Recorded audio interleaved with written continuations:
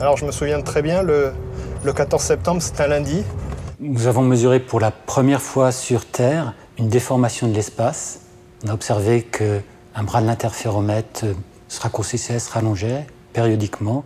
Et on a eu l'info par email qu'il y avait un signal qui était peut-être intéressant.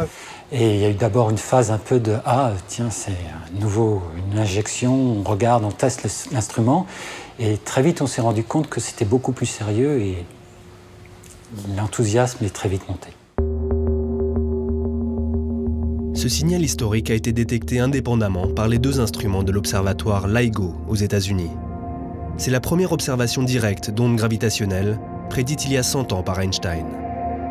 Ces ondes, furtives, qui déforment l'espace-temps lors de leur passage, sont produites notamment par les événements les plus violents de l'univers, dans ce cas-ci, la fusion de deux trous noirs.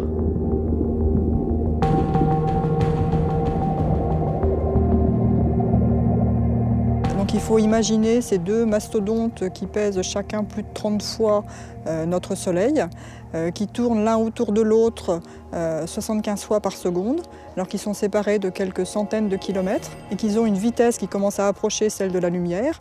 Donc l'espace-temps autour est tout chamboulé et ce sont ces perturbations qui ont voyagé pendant plus d'1 milliard d'années jusqu'à traverser la Terre le 14 septembre vers 10 h. LIGO appartient à un réseau mondial de détecteurs d'ondes gravitationnelles. Virgo, que l'on voit ici, est le détecteur européen installé près de Pise en Italie. Il est actuellement en phase de maintenance pour améliorer sa sensibilité. Associé à LIGO, Virgo permettra dès cette année de faire une triangulation des futurs signaux gravitationnels venus du cosmos. Ces ondes gravitationnelles, c'est des signaux très faibles, ça traverse la Terre sans aucun problème.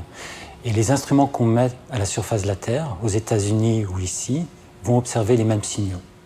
Et en travaillant ensemble, et c'est pour ça que nous mettons ensemble nos données et nous exploitons ensemble ces instruments LIGO et Virgo, on peut remonter à la direction de la source, par exemple, et apprendre beaucoup plus sur la source.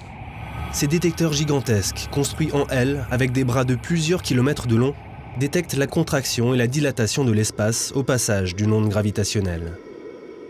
Les distances qu'on cherche à mesurer avec Virgo ou avec LIGO, c'est des variations de distance d'1 milliardième de la taille d'un atome. Pour obtenir une sensibilité aussi extrême, les détecteurs LIGO et Virgo utilisent la technique de l'interférométrie. Un laser est divisé en deux par un miroir spécial. Le faisceau va voyager le long des deux bras avant d'être réfléchi et recombiné. Les ondes lumineuses, dites en opposition de phase, s'annulent. Au passage d'une onde gravitationnelle, les longueurs des bras varient, ce qui change l'interférence du laser. Le signal est alors détectable. Et s'il faut mesurer des variations de distance de l'ordre du milliardième de l'atome, les instruments doivent être parfaitement isolés et d'une stabilité sans défaut. Les faisceaux laser voyagent ainsi dans un tube soumis à un vide extrêmement poussé. Les miroirs, quant à eux, sont suspendus sur une série d'atténuateurs sismiques installés dans ces enceintes sous vide. Il faut savoir qu'à ces sensibilités, même une vague qui percuterait la côte à des dizaines de kilomètres pourrait provoquer des vibrations qui pollueraient les mesures. Au cœur de l'interféromètre, l'optique. Le laser est guidé par des miroirs ultra réfléchissants. Aujourd'hui, les ingénieurs installent une nouvelle table optique plus performante qui servira de contrôle à l'extrémité d'un des deux bras. Des optiques qui sont de très bonne qualité, c'est-à-dire qu'elles sont super polies, donc elles ont un niveau de polissage qui est extrême. Si les miroirs étaient de mauvaise qualité, en fait, ils diffuseraient de la lumière, donc on perdrait une partie du signal, ce qui contaminerait la sensibilité de l'interféromètre. Depuis 20 ans, des centaines de chercheurs, ingénieurs et techniciens travaillent sur ces interféromètres géants. Et après 20 ans de silence, la communauté scientifique a enfin reçu le murmure d'un cataclysme lointain. Le premier, certainement, d'une longue série.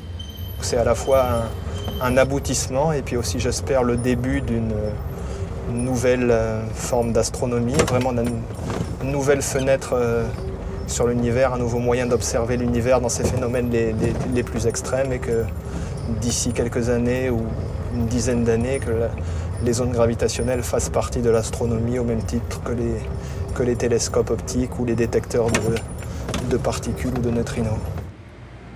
Un nouvel œil s'ouvre donc sur le cosmos.